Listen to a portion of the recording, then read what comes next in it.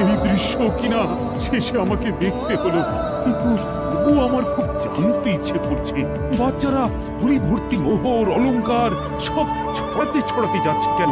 মহারাজ, আর একটা ব্যাপার কি আপনি লক্ষ্য করেছেন?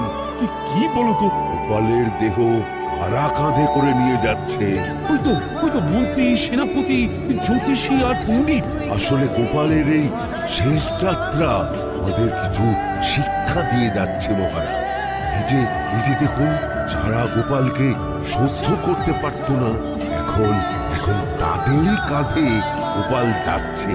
তার মানে শেষ পর্যন্ত কেউই কারোর শত্রু থাকে না, সবাই মান অভিমান ভুলে কাঁধে কাঁধ মিলিয়ে পার করে দেয়। ওই যে মোহর আর অলংকার ছড়িয়ে যাচ্ছে, সেটাও বুঝিয়ে দেয় যে এই অর্থ